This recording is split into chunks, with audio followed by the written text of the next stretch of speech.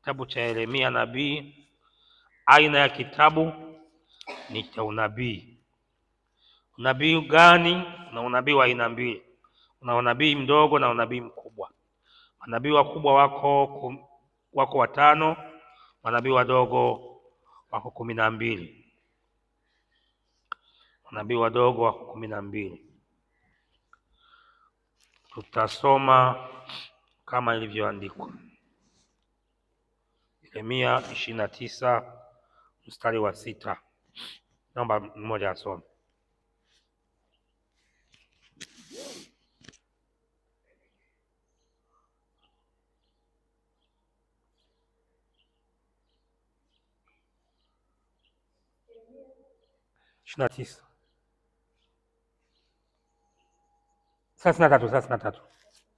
Yeremia 33 mstari wa 6.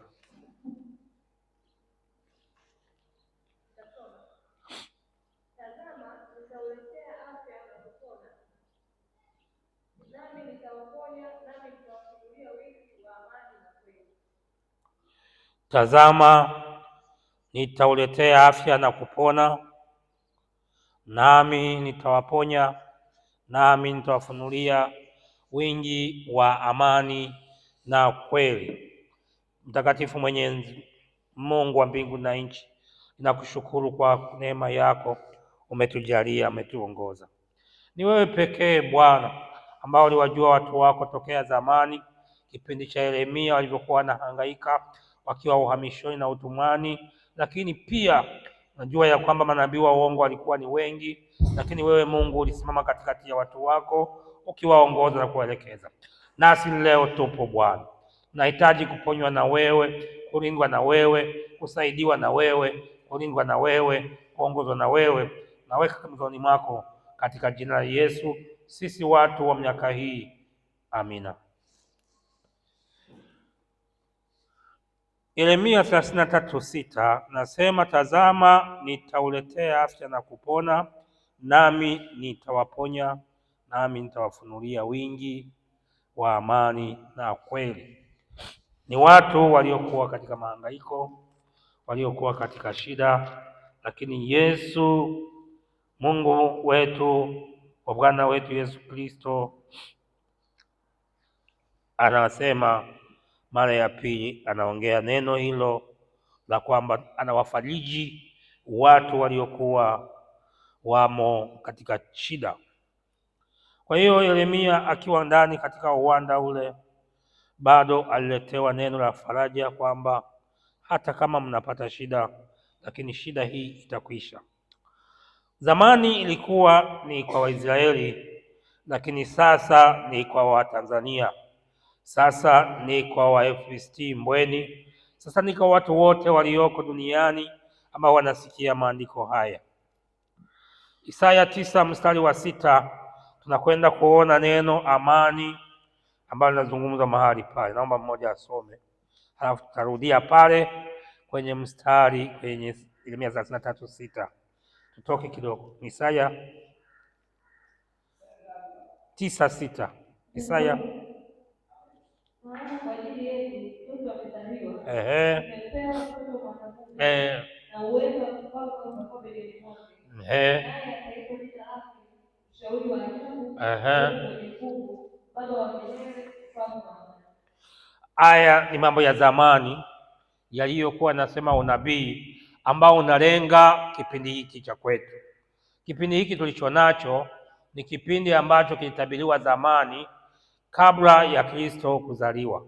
Kwa hiyo tunapochukua haya mambo ya zamani, tunalengesha haya mambo mapya kwetu sasa hivi. Mungu analengesha kutujulisha yaliyopita na kutujulisha ya sasa na kutujulisha yajayo. Na afya njema ni haki ya kila mwamini amchaye Mungu.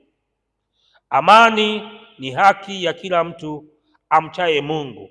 Narudia tena, afya njema ni haki ya kila mtu amwaminie Mungu, na afya njema ni haki ya kila mtu amchaye Mungu. Sasa si kwa Waisraeli sasa wakati ule, tunakwenda katika wakati huu, wakati wa sasa wakati wa Yesu Kristo, wakati wa Agano Jipya, wakati wako na wakati wangu mimi, zamu yangu mimi na zamu yako wewe. Wakati huu sasa, Biblia inasema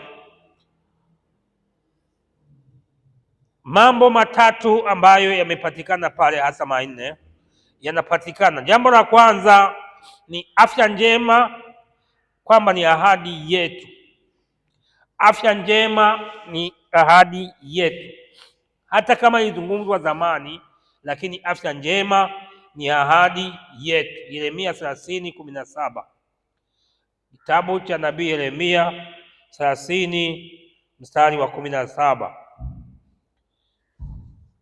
Naomba tusome pale.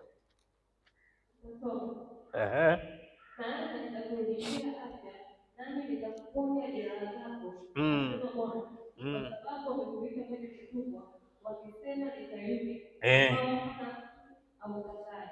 maana nitakurudishia afya, nami nitakuponya jeraha zako, asema Bwana, kwa sababu wamekuita mwenye kutupwa, wakisema ni Sayuni, ambao hapana mtu autakaye.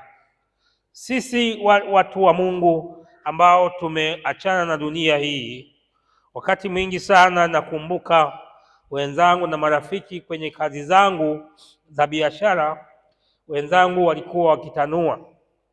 Mimi kazi yangu ilikuwa ni moja tu, kula nyama ambazo wamechomesha au wamekaangisha. Kama ni sinia zima, basi tutakula wote, hayo mambo mengine watakula wenyewe. Lakini nijitahidi sana kuwakwepa na kuwatoroka, japo walinipenda kwa mbali sana. Si kwamba walinipenda kwa karibu, kwa sababu maana yake nimetengwa. Kuokoka ni kutengwa. Unatengwa na jamii ya walevi, unatengwa na jamii ya wenye chuki, unatengwa na jamii ya waongo. Kuokoka maana yake ni kutengwa. Unatengwa na jamii ya watu wanaochukia, jamii ya wauaji, watu wauaji, watukanaji. Unatengwa na wezi, unatengwa na wenye wivu, wenye fitina, wenye chuki, wauaji. Unatengwa nao, unakaa mbali, kwa sababu hao watu si watu wazuri waendao mbinguni, bali wanaenda kuzimu. Kwa hiyo wewe ukichagua kuokoka, maana yako na kwenda mbinguni.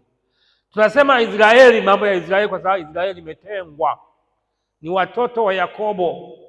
Kumbuka nyuma yake kuna Esau, lakini Israeli maana yake ni watoto waliotengwa wa Yakobo. Israeli ni Yakobo. Bwana Yesu asifiwe. Kwa maana yake ni watu waliotengwa, waliotoka. Maana Ibrahimu alitoka Uru wa Kaldaya, alitoka huko Mashariki ya Kati, lakini akaja Israeli katika nchi ile ya Palestina. Na Yakobo, Mungu alimwita Israeli kwa sababu alishindana mieleka na Mungu, na malaika wa Bwana akapata kichefuchefu kupitia Yakobo. Kwa hiyo Mungu akamwita, kuanzia sasa ni Israeli ambaye umeshindana na Mungu na ukashinda, kwa hiyo utakuwa ni taifa teule. Na ndiyo maana sasa hivi unaona vitu vingi vinavyofanyika pale ni wachache, lakini wana uwezo wa kuuma na kuumiza. Kwa hiyo tunaona jambo la kwanza kwamba afya njema ni ahadi yetu, mimi na wewe na wote wamchao Bwana. Afya njema ni haki yao. Jambo la pili, kupona magonjwa ni ahadi yetu. Kupona magonjwa ni ahadi yetu, ni ahadi yetu. Kutoka 15:26, soma pale. Kupona magonjwa ni ahadi yetu. Tunaanzia Agano la Kale, tunakuja Agano Jipya. Kutoka 15:26.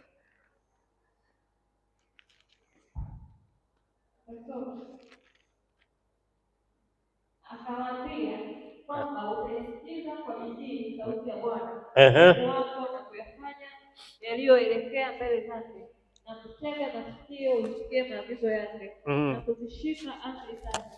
Ndiyo. Itatia juu yako maradhi yoyote iliyowatia Wamisri, kwa hivi nikuponyaye. Mimi ndimi Bwana nikuponyaye, sitatia magonjwa ambayo niliwapiga wa Misri. Kwa hiyo wewe sitatia mikononi mwako wala utaugua. Kwa hiyo kama wewe ni mcha Mungu, bado kuna mambo ya kuepusha, kuna mambo ya kuepusha. Utaepushwa na utakuwa salama kwa sababu Bwana amekuepusha. Wakati huo ni Agano la Kale, lakini sasa ni Agano Jipya. Marko 16:16 hadi 18, wakati wa Agano Jipya. Marko 16:16 hadi 18. Tunaangalia kwamba kuponywa magonjwa ni haki yako. Unapotafuta amani, maana yake hata kuwa mzima ni amani. Marko 16 mstari wa 16 mpaka 17. 16 na 17. Aaminie na kubatizwa ataokoka, asiyeamini atahukumiwa. Na ishara hizi zitafuatana na hao waaminio: kwa jina langu watatoa pepo, watasema kwa lugha mpya, watashika nyoka, hata wakinywa kitu cha kufisha hakitawadhuru kabisa, wataweka mikono juu ya wagonjwa, nao watapata afya. Safi sana. Wataweka mikono juu ya wagonjwa, nao watapata afya. Ilikuwa mchana kwenye saa 6 alipita jamaa moja ambaye alikuwa anaumwa, wameshamweka kando. Tumbo lake lilikuwa ni kubwa mno, limezidiwa, na alikuwa kitovu kimefumuka. Kwa hiyo sasa, na hana pesa za kwenda hospitali, lakini mashemasi wakaniambia, mchungaji, kuna mgonjwa ambaye ametibiwa na waganga wa kienyeji, imeshindikana, tunaomba utusaidie. Huyo mtu ameomba msaada, kama unaweza kufika kwake. Ni mbali kidogo, ilikuwa ni mbali kidogo, sio hapa, ni Gezaulole. Wakati huo tuliondoka mimi na mke wangu, mama watoto, na huyo shemasi anaitwa Esther Mwamba. Tukaenda naye, fika pale, tukaingizwa kwenye nyumba, tukakuta yule mtu alishajikatia tamaa.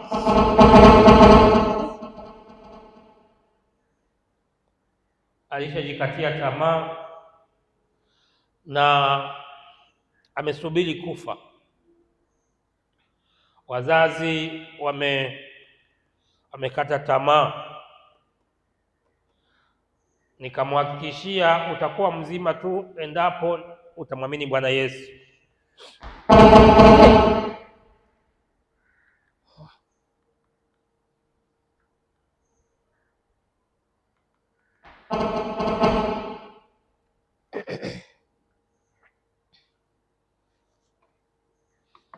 Simu gani iko wazi? Basi kajipa imani na wale tuliokuwa nao, maana haikuwa jambo la siku moja. Nikaribia mara kwa mara, tulikuwa tukiendea watu na Yesu akiwaponya. Huyo bwana leo amepita hapa, nimemwambia amsalimie hata mama mchungaji, hakugeuka hata nyuma. Alipita, aliongeza spidi, jamani, mama mchungaji huyu hapa, mama uliyekuwa unampenda huyu hapa, basi umsalimie hata yeye. Aliondoka wala haugeuka nyuma. Tukaweka mikono juu ya tumbo lake. Baada ya siku 3, siku 4, tumbo lilikuwa limefunga, kitovu cha mwanaume kilikuwa kimefunga. Alikuja nyumbani, alisema napajua kwenu, nakuja nyumbani. Tulikuja naye mpaka hapa kanisani, alikuwa naabudu miezi kadhaa. Ndugu zangu wapendwa wangu, shetani ana tabia moja ya kumkosesha mtu amani. Ukimwangalia huyo jamaa ambaye alipona akaja kanisani kumshukuru Mungu, na akawa akiandaa zawadi za kutosha kuzileta nyumbani kumpa rafiki yake mama, yaani mke wangu ni mama yake, anaamini kabisa nilikuwa nimekufa, na akawaambia watu wote nilikuwa nimekwisha mimi, ila nimeombewa, nimepata uzima. Kwa hiyo magonjwa Ni haki ya kila mwaminie kuweza kuondokana na magonjwa, kupona magonjwa, na nimemkumbuka huyo kwa sababu leo nimemsemesha sana. Mwingine ilikuwa majuzi, tulikuwa wiki ya wanawake. Niliwaambia wanawake mngemuombea, maana ni wiki yenu. Kwa nini tunakuepana na majukumu? Wiki ya wanawake hata maombezi mnafanya, mnaombea wenye shida. Waliokuwepo walisema wana haraka.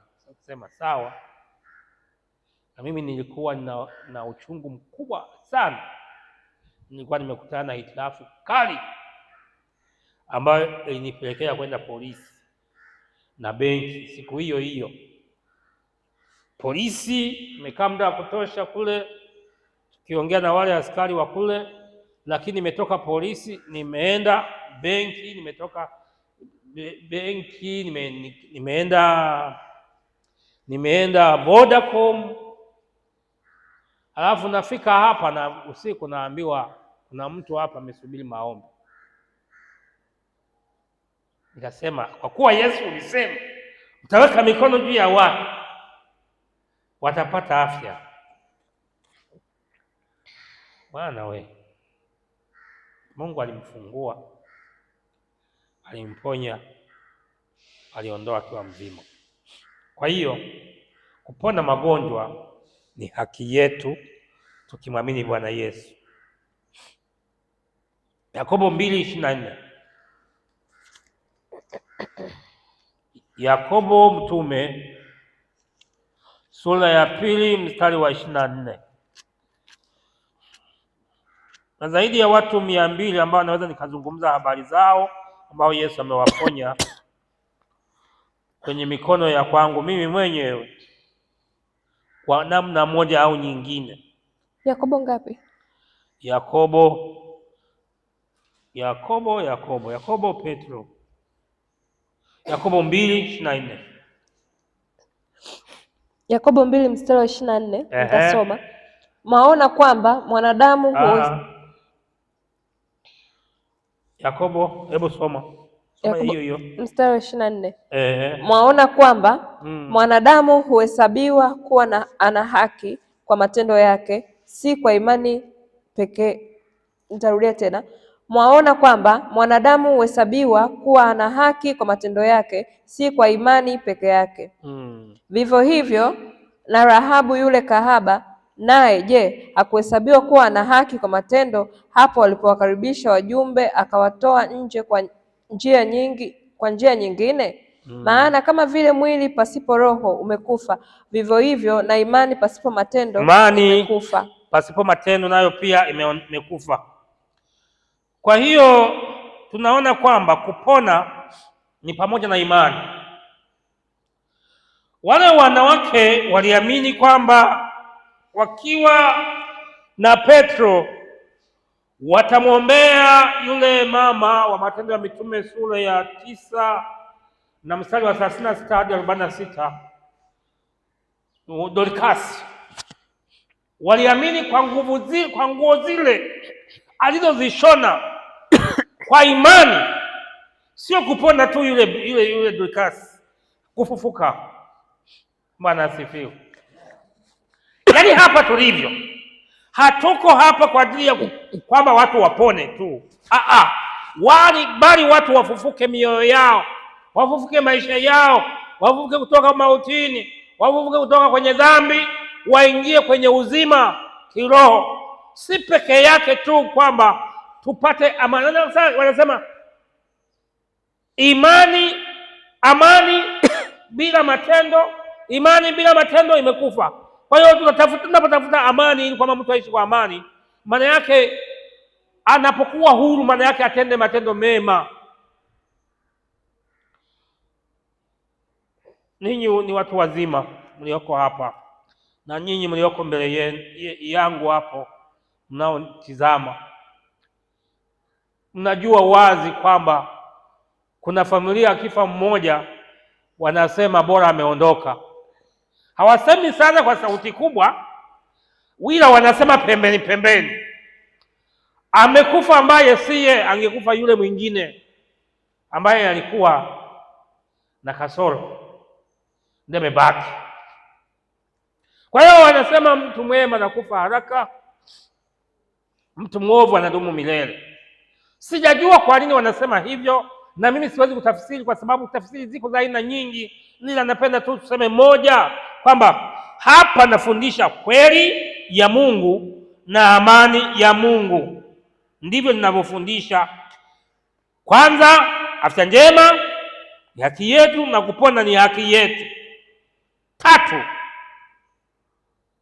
ni kwamba huyu Mungu atafunulia watu wengi amani. Nisiendelee na watu waliokufa na watu waliobaki, wakati tunatakiwa sisi tulio hai, tunatakiwa amani kwanza itawale. Amani hutoka mbinguni. Katika Isaya sura ya 9 mstari wa 6, mfalme wa amani ni Yesu mwenyewe.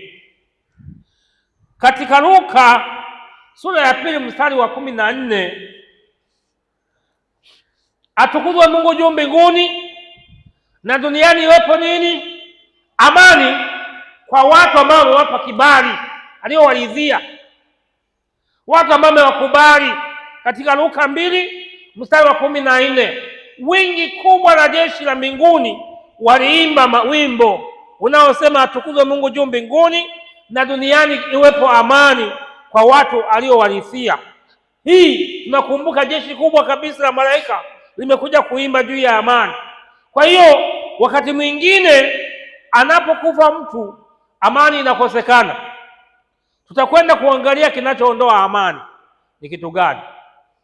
Tutaangalia kinachoondoa amani ni kitu gani baada ya haya mambo manne. Jambo la 4, atatufunulia kweli yote. Zekaria 8:16 na 19. Zekaria ni nyuma ya Mathayo, nyuma ya Malaki tunapata Zekaria. Zekaria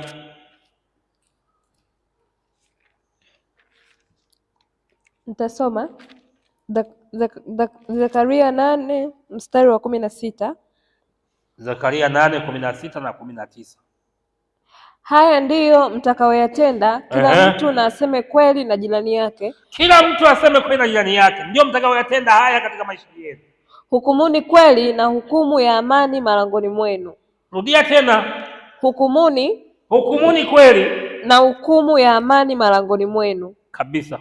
Wala mtu wa kwenu asiwaze mabaya moyoni mwake juu ya jirani yake. Wala mtu wa kwenu asiwaze mabaya na juu ya jirani yake. Umeona jinsi huyu mtu aliandika zamani za Zekaria.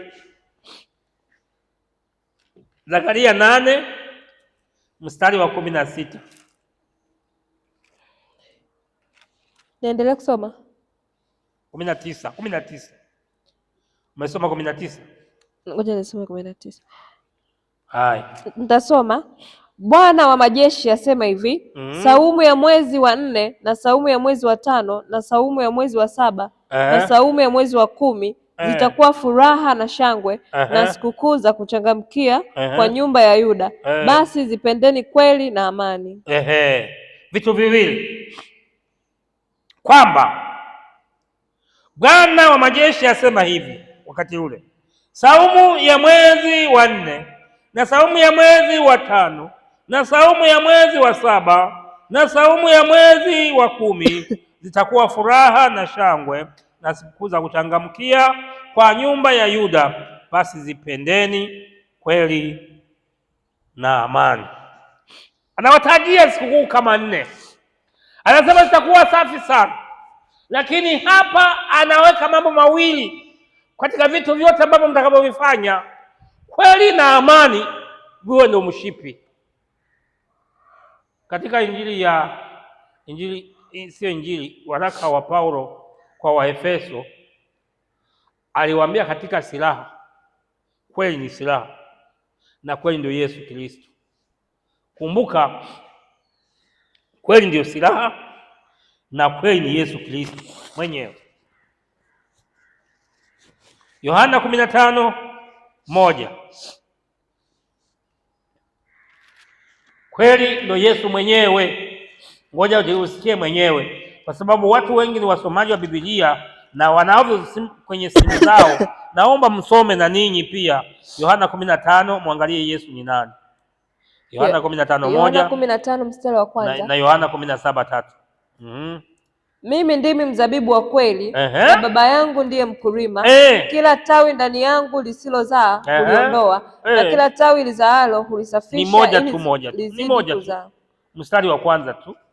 Mimi ndimi mzabibu wa kweli, na Baba yangu ndiye mkulima. Basi mimi ndimi mzabibu wa kweli na Baba yangu ndiye mkulima. Basi mzabibu wa kweli, sio mzabibu wa uongo. Unajua kila kitu hapa duniani kina mfano wake. Kuna nguruwe wa kufugwa na nguruwe pori, kweli sio kweli? Kuna chui wa ndani na chui wa nje, na huko nje huko kuna mfano wa chui pia. Sijui wanamuitaga nani wanamuita yule jamaa. Kwa hiyo kuna hata porini kuna vitu vinafanana na wanadamu, vinaitwaje? Sokwe. Yaani vinafanana na wanadamu na alafu kuna vingine vya kizungu, vingine ni wazungu, wanajaribu kuvivisha masuruali na nini. Lakini hapa tunachoangalia ni cha kweli. Yesu ni mzabibu wa kweli, na baba yake ndiyo mkulima. Mungu ndio mkulima, ndio mwenye shamba. Kwa hiyo tunaikuta kwamba kumbe kweli ni ya muhimu. Kweli inafaa katika maisha yetu. Kweli inatosha katika maisha yetu. Kweli inatosha mahali popote. Kweli inafanya kazi. Kwa hiyo mtu anayesimamia kweli ni Yesu. 17:3. Na uzima wa milele ndio huu, wakujue wewe Mungu wa pekee wa kweli, na Yesu Kristo uliyemtuma. Wa kweli hapa ni Yesu pekee yake. Tuwe na imani ya Mungu na kweli.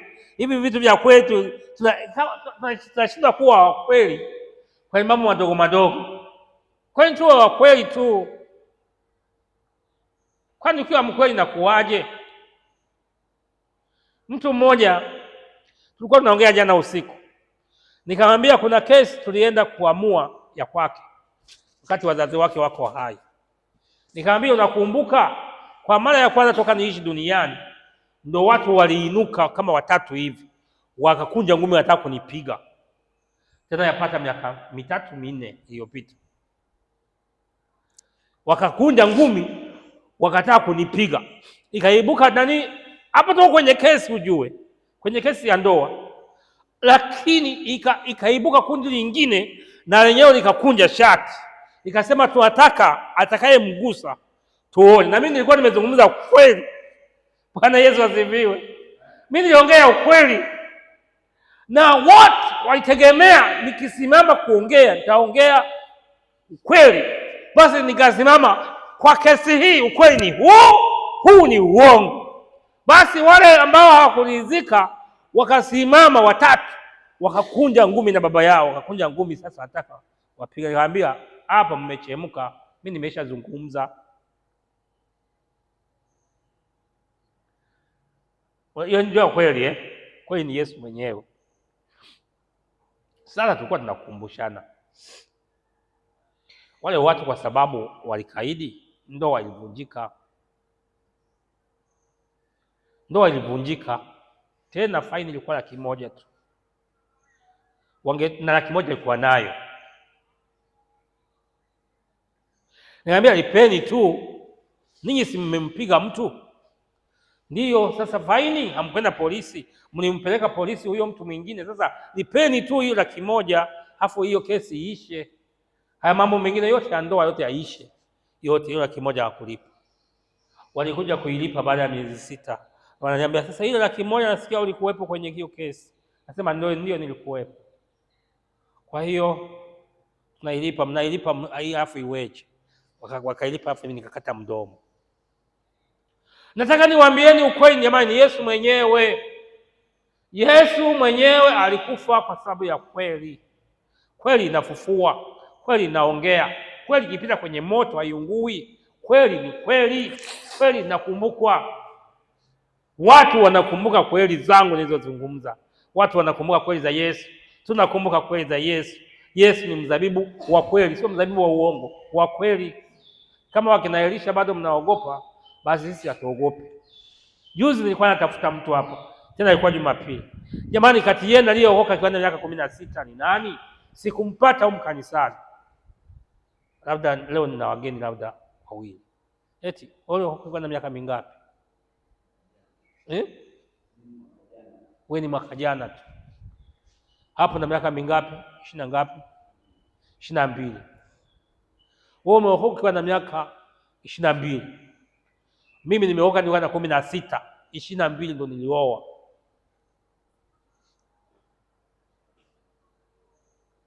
Ndo fanyaje? Nilioa. Na akili ninazo nyingi sana, na uwezo wa kutatua matatizo ya watu waliofunga ndoa zamani. Na yeye anatafuta mwenyewe. Yaani haupaswi kuwa na deni hata moja ukiwa bado haujaoa.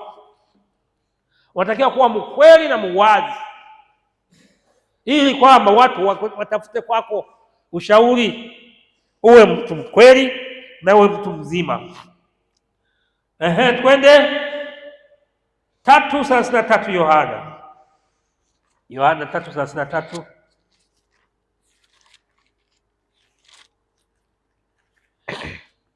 Hapa natafuta wote tuwe na amani na kweli ya Mungu. Yohana 3:33. Yeye aliyekubali ushuhuda wake ametia muhuri ya kwamba Mungu ni kweli. Yohana 3:33. Sawa. Rudia. Yeye aliyeukubali ushuhuda wake ametia muhuri ya kwamba Mungu ni kweli. Kumbe hapa tumeona sasa kweli ya Mungu. Mungu ya kweli. Yaani Mungu ni kweli, kweli ni ya Mungu. Yesu ni kweli na kweli ni ya Mungu. Na mahali anayemiliki, mwenye muhuri, mwenye uwezo wa kumiliki kweli ni Mungu mwenyewe. Mwenye uwezo wa kumiliki, yani wasema kweli wote ni Mungu mwenyewe. Bwana watetea. Na ndiyo maana waliinuka wakasema yani nisema kwa jinsi ulivyochukulia maamuzi, kaenda polisi, ukachukua polisi wakaja wakamshika, wakamkata viwembe, wakampiga, wakanini, ulifanya makosa makubwa. Hebu mlipe faini yaishe, alafu arudishiwe mke wake. Wakachukua marungu na ngumi, wakataka kunipiga. Sio muda mrefu, ni juzi, miaka 3-4. Basi 4. Tulikuwa tunacheka jana tulikuwa tunacheka usiku. Kiukweli, kweli inauma. Lakini kweli ni Mungu mwenyewe. Kweli ni Mungu mwenyewe. Yesu ni Mungu. Yesu ni mwana wa Mungu. Na ndio kweli yenyewe. Yesu ni mzabibu wa kweli na kweli ni Mungu mwenyewe. Hebu twende 6:55 Yohana. Injili ya Yohana sura 6:55.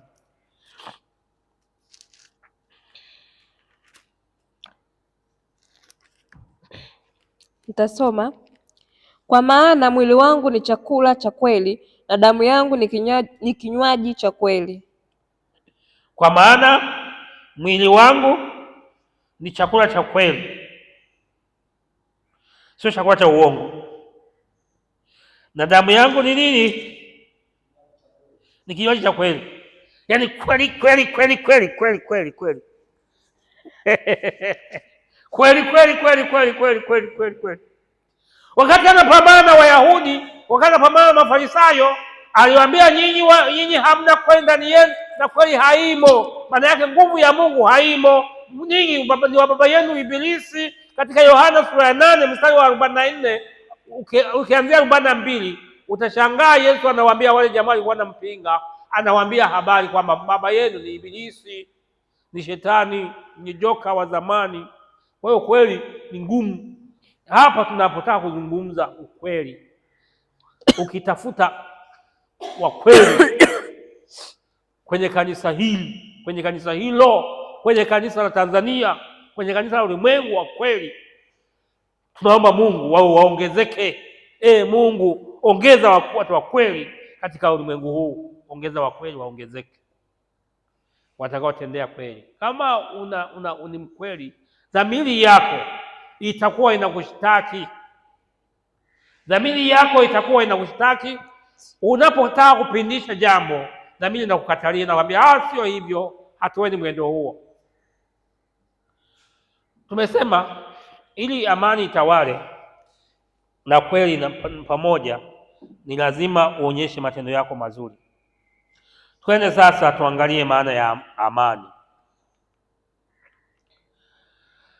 Amani maana yake kwa Kiebrania inaitwa shalom. Shalom, shalom.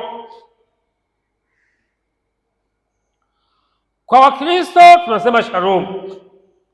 Kwa Waislamu amani wanasema asalamu alaykum. Amani, Yerusalemu maana yake ni mji wa amani. Dar es Salaam maana yake ni mji wa amani. Dar es Salaam, jiji salama.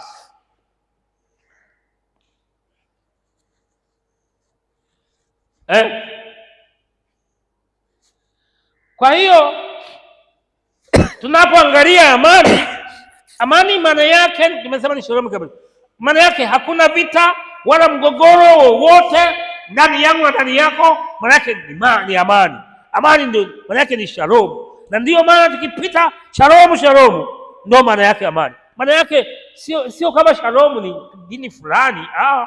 Shalom hii ni ya watu wote wa Kiebrania. Biblia imeandikwa kwanza Kiebrania, pili Kiyunani.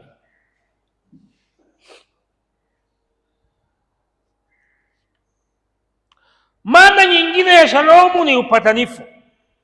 Maana nyingine ni uzima. Maana nyingine ni utimamu. Narudia tena, maana nyingine ya shalomu ni upatanifu, hakuna mgogoro wowote. Maana yake nyingine ni uzima. Maana yake nyingine ni utimamu. Maana yake utimamu ni kamili. Maana yake nyingine ni ustawi. Maana yake nyingine ni mafanikio katika maneno yote ya maisha au matendo yote ya maisha au maisha yote ni mafanikio.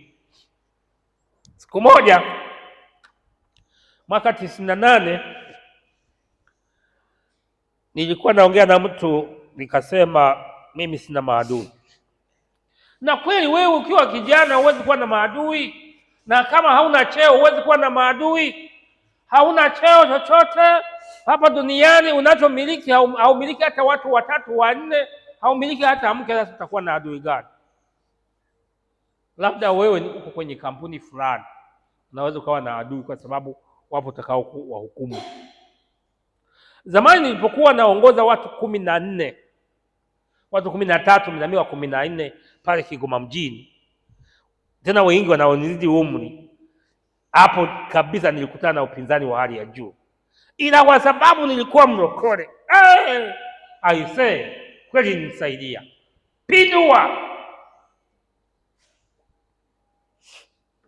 Yaani mtu ana uwezo wa kuiba hapa akaenda mpaka Magengeni, ukatuma mtu Magengeni, nenda amefika Magengeni, kaangalie kwenye mifuko yake mle kuna vitu ameiba, uvichukue uvirudishe, na yeye mwenyewe akipenda arudi, asipenda asirudi, ila ameiba.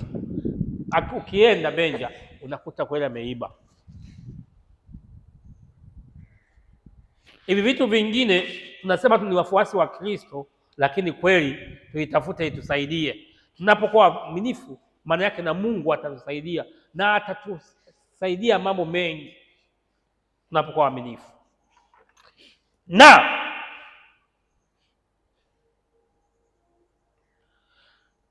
maana nyingine ya amani ni utulivu katika mataifa, katika nchi na nchi, uhusiano mzuri katika nchi na nchi. Juzi mliona Rais wa Rwanda alikuja kututembelea, akaahidi kufanya kazi pamoja na sisi, na jana mliona rais wa Kenya naye amekuja pia kutembelea.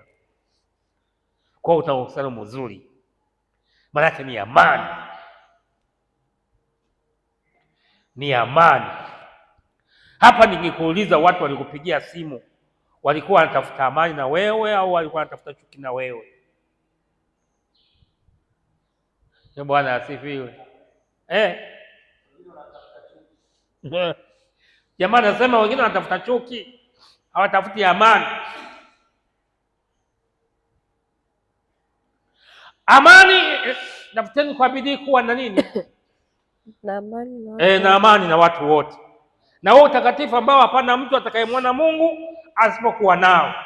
Amani ni ya muhimu, tafuteni kwa bidii. Juzi tulikuwa tunaongea na watu, juzi ni jana tulikuwa tunaongea na watu kuhusu amani. Tukasema ili kanisa lako liwe na amani,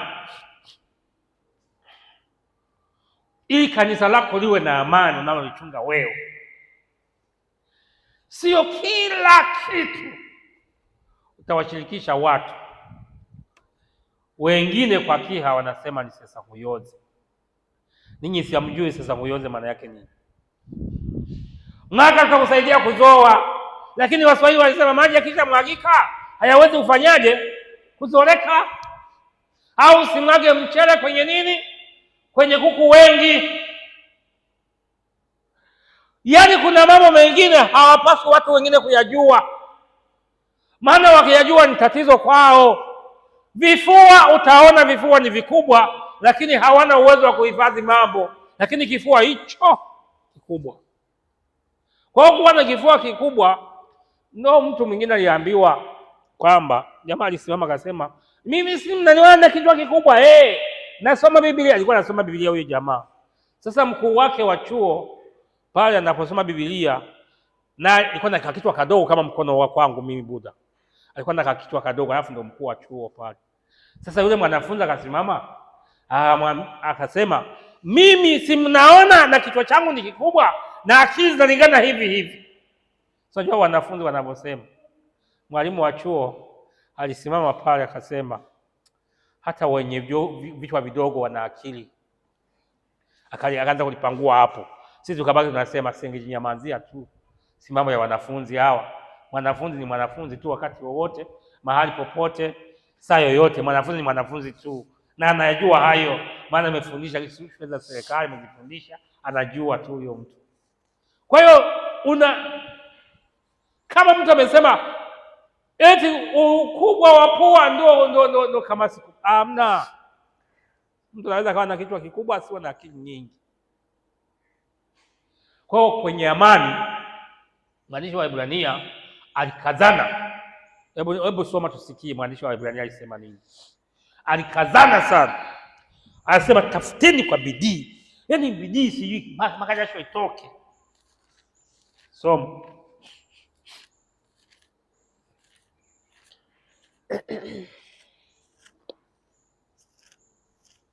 Ibrania ngapi? Ibrania 12:14.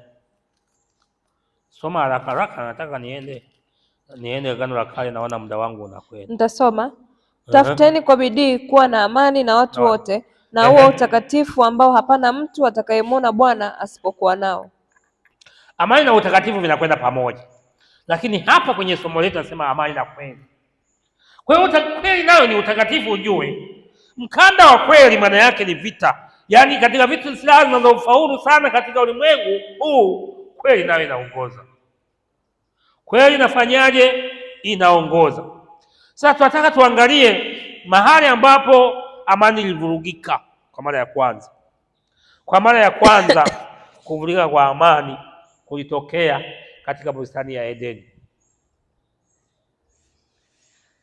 Katika bustani ya Edeni, jambo la kwanza, Adamu na Hawa ndio chanzo cha watu wa kwanza waliodanganywa na shetani. Amani ikatoweka mpaka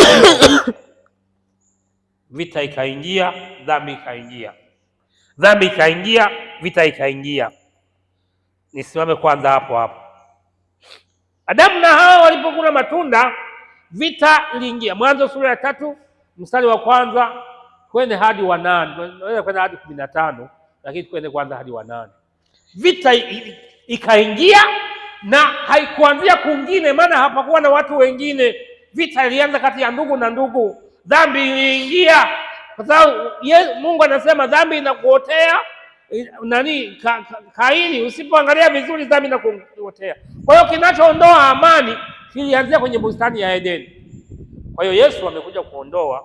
Najua huko hatutafika leo, lakini tutafika tu. Tulianza kwanza kuijua amani. Kalisoma Mwanzo sura ya 3 mstari wa kwanza mpaka wa 8. Basi nyoka alikuwa mwerevu kuliko wanyama wote wa mwitu aliowafanya Bwana Mungu. Akamwambia mwanamke, ati hivi ndivyo alivyosema Mungu, msile matunda miti yote ya bustani? Mwanamke akamwambia nyoka, matunda ya miti ya bustanini twaweza kula, lakini matunda ya mti ulio katikati ya bustani Mungu amesema msiale, wala msiyaguse, msije mkafa. Nyoka akamwambia mwanamke, hakika hamtakufa, kwa maana Mungu anajua ya kwamba siku mtakayokula matunda ya mti huo mtafumbuliwa macho, nanyi mtakuwa kama Mungu, mkijua mema na mabaya. Mwanamke alipoona ya kuwa ule mti wafaa kwa chakula, wapendeza macho, nao ni mti wa kutamanika kwa maarifa, basi alitwaa katika matunda yake akala, akampa na mmewe, naye akala. Wakafumbuliwa macho wote wawili, wakajijua kuwa wa uchi, wakashona majani